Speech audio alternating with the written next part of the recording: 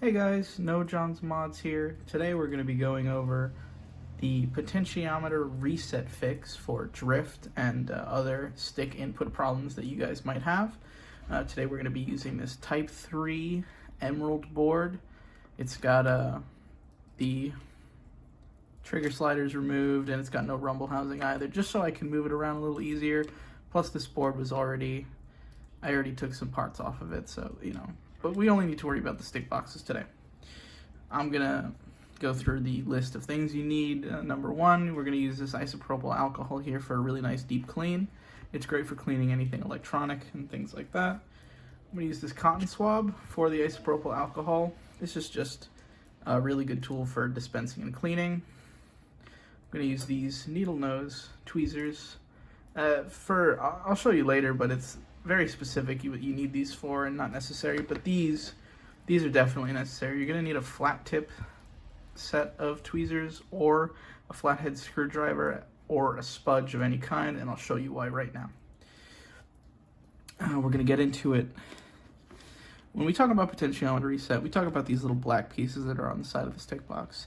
These are what are going to read your inputs on your analog stick, so if you go left or right or up and down, if I move these up to the camera, you can see that there's little black clips that will move while you move the stick. That is what's going to read your input and send it to that main chip, and in turn send it to the game. So that controls your walking and things like that. Now to reset these, sometimes it's really easy. Sometimes you can just unclip them and reclip them. But I'm going to go through the full clean here as a, more thorough technique.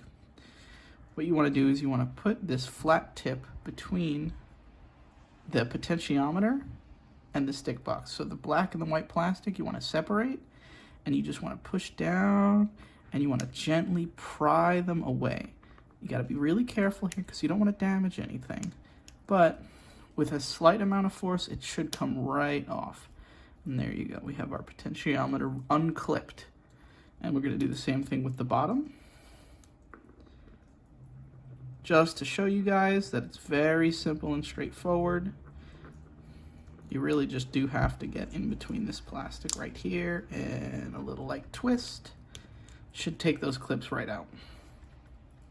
For display or for demonstration purposes, I'm really only going to be showing you how to do this for the y-axis potentiometer, but if you have drift in the horizontal x-axis direction, you're going to do this for this potentiometer. This is the x-axis potentiometer.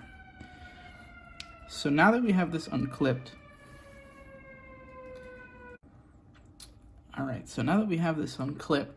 we can remove the wiper. The wiper is what actually connects to the stick box and what controls the motion.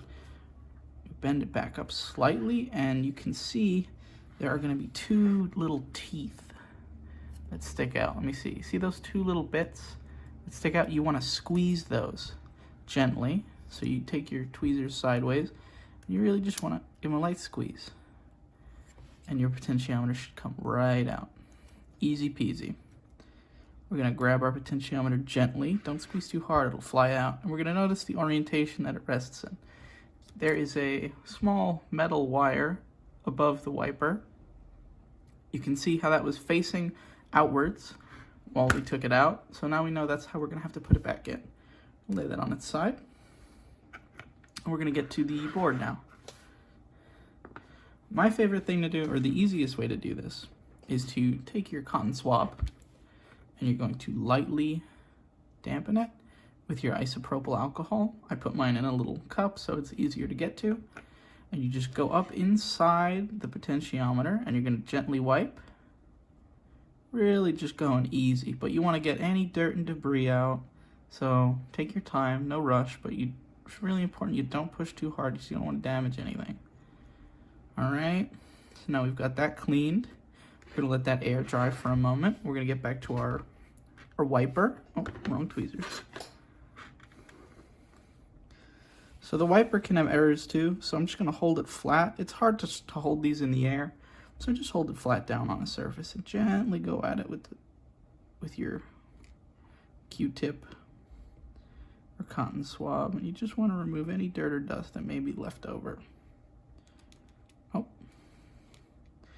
sometimes it grabs on. But you can see, you know, if you hold it up, you should give a good look at it. And you really want to make sure there's no real dust or anything. Just anything that can interfere with your signal on there. So once we've done that, we're going to let these both dry, and we'll be back in a second. All right, now that our wiper and potentiometer have air dried, we're going to go back and we're going to reseat the wiper blade. So check this out. We know that this raised piece, well, it's hard to see on the camera, but this raised piece needs to be facing away from us. So I'm gonna rotate that in my hand. Be careful not to touch anything, metal, so I don't get my oils on it or anything. And I just gently place it right back onto the potentiometer. And we go in with our tweezers, and we want to just squeeze this into place so that can be done. It'll pop right in.